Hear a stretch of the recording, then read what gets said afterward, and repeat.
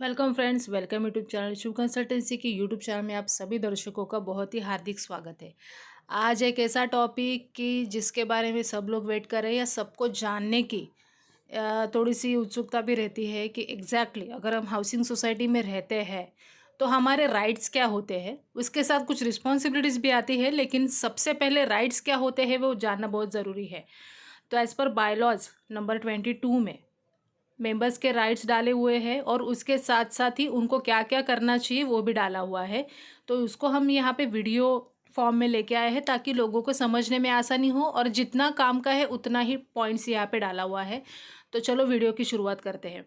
अगर आप सोसाइटी के मेंबर हो और आपको राइट्स है तो सबसे पहले तो आपको मेंबर होना ज़रूरी है। अगर आप मेंबर हो और एक्टिव हो तो ही ये राइट्स आपको एप्लीकेबल है।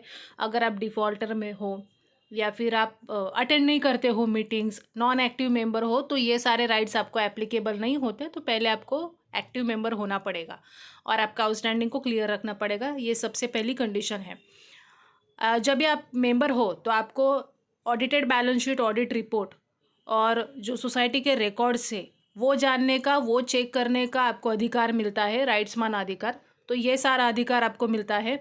दूसरा है कि अगर आपको लगता है कि आपके हाथ में जब ये बैलेंस शीट आती है और आपको लगता है कि उसमें कुछ डिस्क्रिपेंसी है, कुछ ऐसा है कि वो खर्चा है वो बराबर डाला हुआ नहीं है, या फिर उसमें आपको कुछ शंका है, तो आप जाके पूछ सकते हैं, आप जाके रिकॉर्ड चेक कर सकते हैं।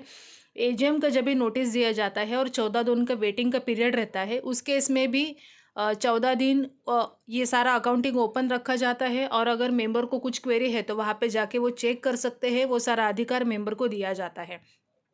मेंबर अगर घर बेचना चाहता है, गिफ्ट डीड करना चाहता है, अपना फ्लैट किसी को ट्रांसफ़र करना चाहता है, तो उस केस में रिज़ाइन करने का उसको अधिकार है।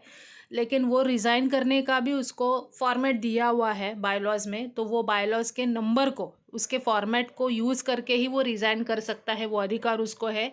और रिज़ाइन करने के बाद अपने जो शेयर से, उसके खुद के जो शेयर है वो ट्रांसफ़र करने के लिए वो रिक्वेस्ट कर सकता है, वो अधिकार भी मेंबर को है। अभी जब भी वो मेंबर है, जब तक वो उस फ्लैट में है, तब तक वो अपना घर के लिए किसी को नॉमिनी चुन सकता है। वो एक से ज़्यादा भी नॉमिनी चुन सकता है। यूजुअली अगर आप फॉर्म में देखोगे तो 5 तक, आप एक घर के पीछे 5 नॉमिनी अपॉइंट कर सकते हो, उनको 20-20% दे के। तो वो भी अधिकार मेंबर को है। और एक है कि अगर उसका घर बंद है या फिर वो फ्लैट रेंट पे देना चाहता है, अपने किसी रिश्तेदार को रहने देना चाहता है, तो वो अधिकार भी उसको है। और लेकिन सिर्फ से ये है कि सोसाइटी को उसके लिए परमिशन नहीं लेनी पड़ेगी उसको कि मैं मेरे घर को रेंट पे दूँ या नहीं दूँ। वो दे सकता है, लेकिन फिर उसमें उसको पुलिस वेरिफिकेशन और जो लीव एंड लाइसेंस का एग्रीमेंट है वो सोसाइटी में सबमिट करना कंपलसरी है। हाँ, परमिशन लेने की ज़रूरत नहीं है, लेकिन अगर सोसाइटी किसी चीज़ में रिस्ट्रिक्शन कर रही है, मतलब अगर सोसाइटी कह रही है कि फैमिली को दे, आप लोग बैचलर्स को ना दे, या पेइंग गेस्ट ना रखें, या ऐसा किसी ना किसी सोसाइटी में कुछ ऐसे इंसिडेंट हुए हैं, तो फिर लोग कभी कभी मना करते कि फैमिली को प्रीफर करो। तो अगर आपको किसी बैचलर को देना है, सिंगल पर्सन को देना है, तो आपको सोसाइटी को इंटीमेट करके रखना पड़ेगा, इंट्रोडक्शन मीटिंग करवाना पड़ेगा, ताकि जिसमें कुछ प्रॉब्लम ना हो।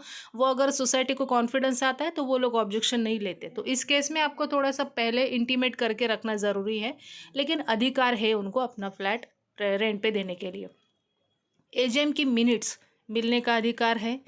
और इवन अगर किसी केस में मैनेजिंग कमेटी में कुछ ऐसे डिसीजन लिए गए हैं जिससे मेंबर का कुछ कनेक्शन है, तो उस केस में मैनेजिंग कमेटी के मिनट्स को मांगने का भी अधिकार है। अगर मांग नहीं देते हैं तो वहाँ पे जाके आप पढ़ सकते हो अगर कुछ ऑब्जेक्शन है तो। बट ये सारे अधिकार उनको मिलते हैं। एज अ मेंबर इलेक्शन में पार्टिसिपेट करने का अधिकार है। और उस केस में अगर वो पार्टिसिपेट नहीं करना चाहता है, सिर्फ वोटिंग भी करना चाहता है, तो वोटिंग करने का भी अधिकार उसको मिल जाता है। ये सारे अधिकार मिलते हैं। सोसाइटी में जितने भी करंट अफेयर चल रहे हैं, अगर कुछ केसेस चल रही है, अगर और कुछ भी चल रहा है, तो वो सारे अफेयर जानने के अधिकार भी मेंबर को है। अभी जब ये अधिकार आते हैं तो कुछ ना कुछ रिस्पॉन्सिबिलिटीज़ तो आती ही है बाय डिफ़ॉल्ट। कुछ कुछ हमने यहाँ पे लिए हुए हैं कि जैसे अगर आप घर अपना रेंट पे दे रहे हो, भाड़े पे दे रहे हो, तो आपको नॉन ऑक्यूपेंसी चार्जेस सोसाइटी को पे करने पड़ेंगे। अगर आपका रिश्तेदार ही कोई रह रहा है, आपका भाई बहन, आपकी माँ, या फिर आपके फैमिली मेम्बर्स में से कोई रह रहे जो बायलॉज में 1 2 3 कैटेगराइज किए हुए हैं, तो उसमें कोई है तो उस केस में आपको नॉन ऑक्यूपेंसी नहीं पे करने पड़ते। लेकिन बाहर के किसी व्यक्ति को अगर आपने दिया होगा तो वो चार्जेस आपको देने पड़ेंगे। हर एक मेंबर को अपना फ्लैट गुड मेंटेनेंस में रखना है, मतलब ऐसा ना हो कि घर की हालत एकदम बदतर है कि जिसकी वजह से बिल्डिंग को कुछ प्रॉब्लम आ सकता है।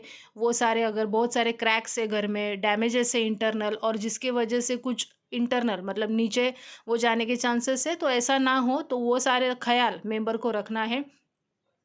अगर आपके घर में कुछ अल्टरेशन या स्ट्रक्चरल चेंजेस कर रहे हो तो अल्टरेशन करते समय वगैरह ये सब करते समय आपको सोसाइटी की प्रायर परमिशन लेना ज़रूरी है। और अगर ऐसा कुछ अल्टरेशन या एडिशन डिलीशन आप करते हो तो उस केस में विथ प्रायर इंटीमेशन, मतलब आपको सेक्रेटरी पहले बताएंगे कि वो कब आएंगे, तो वो इंस्पेक्शन को अलाउ आपको करना पड़ेगा, क्योंकि वो ऐसा ना हो कि उस डैमेज की वजह से या स्ट्रक्चरल चेंजेस की वजह से बिल्डिंग को कुछ खतरा हो या ना हो, तो उसके लिए वो लोग इंस्पेक्शन करने आते हैं, तो उनको आपको अलाउ करना पड़ेगा। मेंबर को अपना मेंटेनेंस टाइम पे करना चाहिए।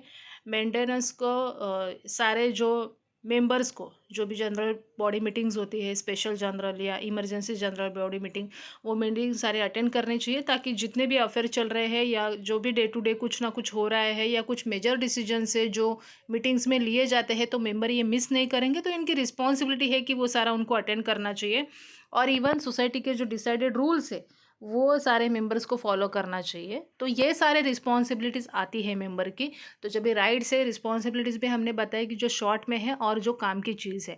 अगर इस वीडियो से रिलेटेड आपको कुछ भी क्वेश्चंस है तो आप हमें कमेंट बॉक्स में डाल के पूछ सकते हैं। एक छोटी सी रिक्वेस्ट, अगर पहली बार हमारे चैनल पे आए होंगे तो हमारे चैनल को सब्सक्राइब करना ना भूलें और बेल आइकन को भी प्रेस करें, ताकि जितने भी वीडियोस आएंगे आने वाले हैं उसके सबके नोटिफिकेशन आपको मिल जाएंगे। अगर इससे कुछ कमेंट्स या अगर आपको लगता है कि ऐसे कुछ टॉपिक्स हमें ऐड करने चाहिए, हमारे आने वाले वीडियोस में शामिल करना चाहिए, तो आप हमें सजेशन भी दे सकते हैं। So thank you for watching this video.